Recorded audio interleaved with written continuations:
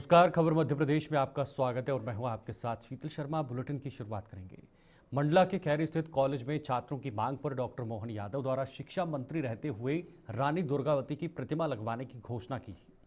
Doctor Mohan Yadav द्वारा भव्य समारोह में वीरांगना जी की प्रतिमा का अनावरण किया गया।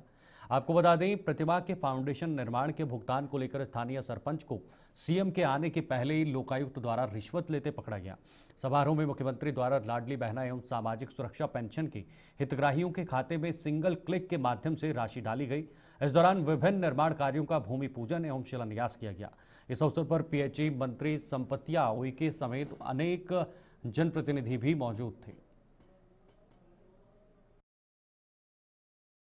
मुगलों से लड़ करके हम सबका मान बढ़ाया, सम्मान बढ़ाया। रानी दुर्गावती महारानी की अपने लिए अभिनंदन करें। रानी दुर्गावती और एक नहीं दो बेटियां, समादरणीय देवी अवंतीबाई लोधी और रानी दुर्गावती, ऐसी अपने यहाँ की बहनों के माध्यम से यहाँ का तो क्षेत्र ऐसा लगता है कि किनका नाम लो किनका छोड़ो। मुगलों की ऐसी सत्ता को, शंकर शाह, रघुनाथ शाह, क्या बड़े बड़े नाम है हमारे बीच में। आप सबको प्रणाम करता हूं इनके माध्यम से और इस धरती के माध्यम से सिर झुका करके प्रणाम करने की इच्छा होती है। आज राष्ट्र उत्थान के लिए अपना संपूर्ण जीवन समर्पित कर देने वाले एकात्म मानववाद व अंत्योदय के प्रणेता श्रद्धेय पंडित दीनदयाल उपाध्याय की पुण्यतिथि पर देश उन्हें याद कर नमन कर रहा है। इस मौके पर मुख्यमंत्री डॉक्टर मोहन यादव ने राजधानी भोपाल स्थित लाल घाटी पर स्थापित प्रतिमा पर पुष्पांजलि अर्पित की और उन्हें कोटिश नमन कर कहा कि आपका आदर्श जीवन भावी पीढ़ी को देश व समाज की सेवा के लिए सदैव प्रेरित करता रहेगा। इस अवसर पर मंत्री श्रीमती कृष्णा गौर एवं बीजेपी जिलाध्यक्ष सुमित पचौरी भी मौजूद थे। मेरे साथ मौजूद जिलाध्यक्ष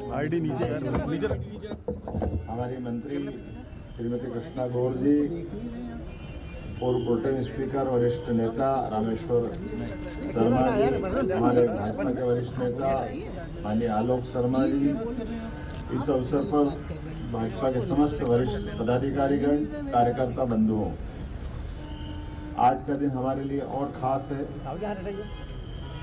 सालों पहले एक ऐसे व्यक्तित्व ने जनसंघ की स्थापना के समय से लेकर के अपने जीवन के अंतिम सांस तक लगातार अपने पूरे जीवन को यज्ञ में आहुति की तरह समाहित करते हुए देश में नहीं दुनिया में भारतीय संस्कृति की पताका फहराई, राजनीति का एक नया दर्शन दिया जिसको एकात्म मानव दर्शन के नाते से दुनिया जानती है।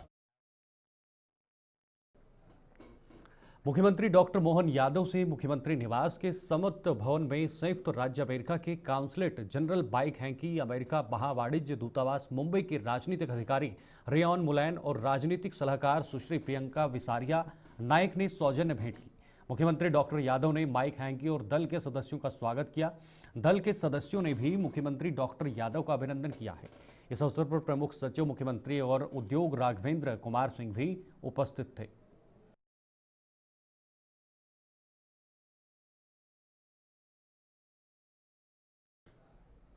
छत्तीसगढ़ सरकार के उच्च शिक्षा मंत्री बृजमोहन अग्रवाल ढिंडौरी जिले के ठाडपथरा गांव पहुंचकर राम कीर्तन के कार्यक्रम में शामिल हुए।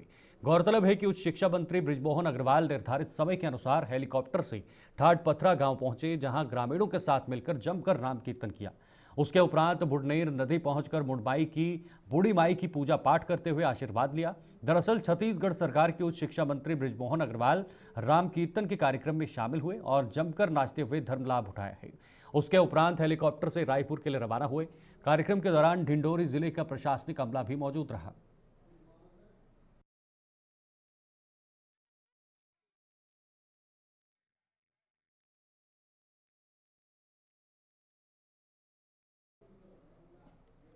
आगे बढ़ते हैं। बीजेपी द्वारा चलाए जा रहे गांव चलो अभियान के अंतर्गत प्रवासी कार्यकर्ता के रूप में खाद्य नागरिक आपूर्ति एवं उपभोक्ता संरक्षण मंत्री गोविंद सिंह राजपूत मध्य प्रदेश के सागर जिले के राहतगढ़ मंडल के ग्राम चौकी के बूथ 94 में शामिल हुए, जहां मंत्री ने मंदिर पर साफ सफाई और पूजा अर्चना के बाद ग्राम भ्रमण करते हुए कार्यक्रम की शुरुआत की है। कार्यक्रम में मंत्री गोविंद सिंह राजपूत ने स्वयं सहायता समूह की बैठक ली, जहां गांव के वरिष्ठ लोगों से भेंट कर उनका सम्मान किया।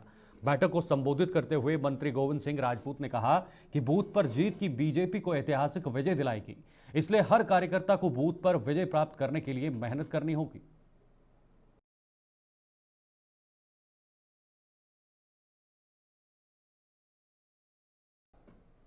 वहीं ग्वालियर शहर के झांसी रोड थाना क्षेत्र के पारस विहार कॉलोनी में संदिग्ध परिस्थितियों में मृत महिला नेहा शर्मा की मौत पुलिस ने जांच के बाद दहेज हत्या में तब्दील की है।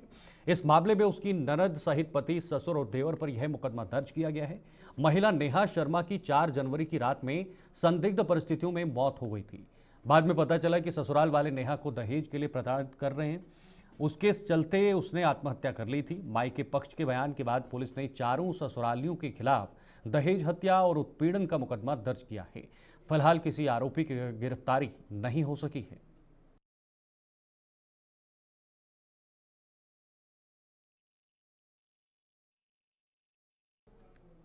सिंगरौली जिले के बरगवा थाना अंतर्गत ग्राम पौड़ी में सुबह सड़क दुर्घटना में एक अधेड़ की जान चली गई। घटना का कारण तेज रफ्तार होना बताया जा रहा है, जिसकी चपेट में सड़क किनारे बागवानी कर रहा वंशरूप सिंह आ गया, जिससे घटनास्थल पर ही उसकी मौत हो गई। इधर घटना के बाद आक्रोशित ग्रामीणों ने चक्का जाम कर दिया और सूचना मिलने पर एसडीओपी कृष्ण कुमार पांडे और निरीक्षक विद्यावारिधि तिवारी पुलिस बल के साथ घटनास्थल पर पहुंचकर लोगों को समझाने में जुट गए।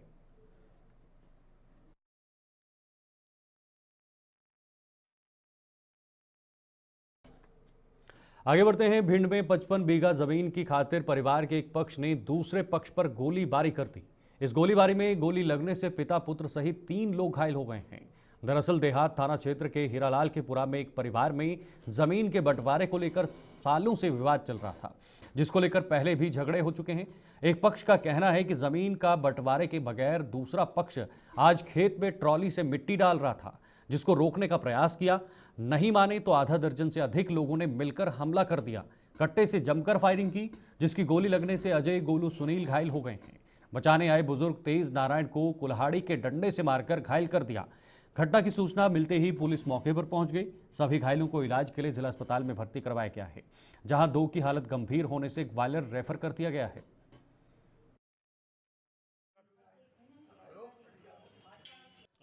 थाना क्षेत्र अंतर्गत हीरालाल का पूरा ग्राम आता है। वहाँ पर एक ही परिवार के जमीन संबंधी विवाद को लेकर एक पक्ष के द्वारा गोली चलाई गई है, जिसमें 4 लोगों के घायल होने की सूचना मिली है, जो इनको हॉस्पिटल लेके आए हैं। 2 लोगों को गंभीर चोटें आई हैं, तो उनको ग्वालियर रेफर कर दिया गया है। बाकी 2 लोग का हॉस्पिटल भिंड शासकीय हॉस्पिटल में एडमिट है।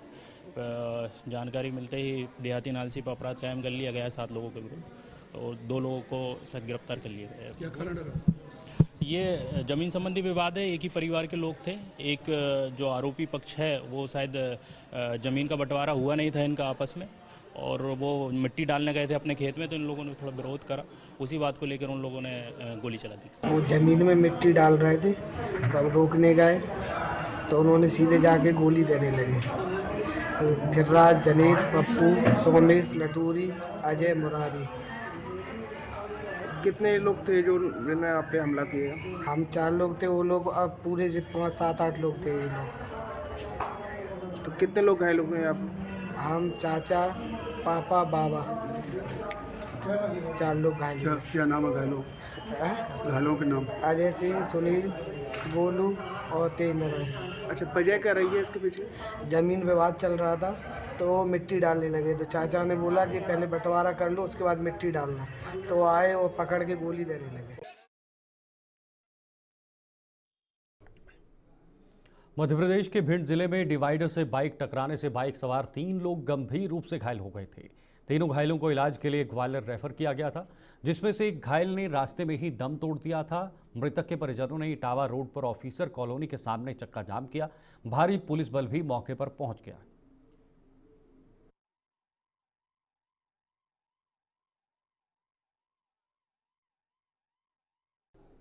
इधर ग्वालियर शहर के सिटी सेंटर क्षेत्र में स्थित एक शराब दुकान के स्टाफ की कुछ युवकों ने पैसे के लेन देन को लेकर जमकर मारपीट की है। करीब 20 मिनट तक बदमाश शराब दुकान के स्टाफ की मारपीट करते रहे। मौके पर सिरोल पुलिस भी पहुंच गई। बावजूद इसके बदमाशों का दुस्साहस कम नहीं हुआ। उन्होंने दुकान के बुजुर्ग व्यक्ति सहित अन्य लोगों को भी पीटा है। सिरोल पुलिस ने इस मामले में मारपीट के शिकार लोगों को थाने तलब किया है। ताकि आरोपियों के खिलाफ मुकदमा दर्ज किया जा सके। पूरी घटना दुकान पर लगे सीसीटीवी कैमरे में कैद हो गई है। वहीं मौके पर कार में बैठे कुछ युवकों ने भी घटना का वीडियो बनाया है। पता चला है कि शराब खरीदने आए बदमाश ने पैसे कम देने के विवाद में दुकान के स्टाफ को पीटा है। पुलिस के सामने बदमाश मारपीट करते रहे, लेकिन पुलिस ने किसी भी आरोपी को अभी तक नहीं पकड़ा है।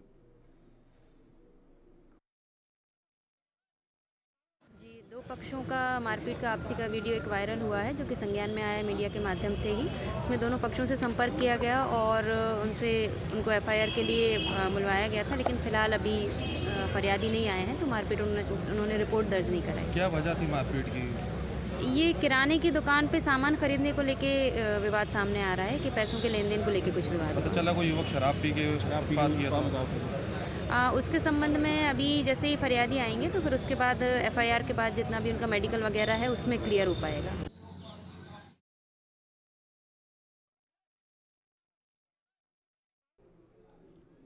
मध्य प्रदेश की इस खास बुलेटिन में फिलहाल के लिए इतना ही। दीजिए इजाजत। नमस्कार।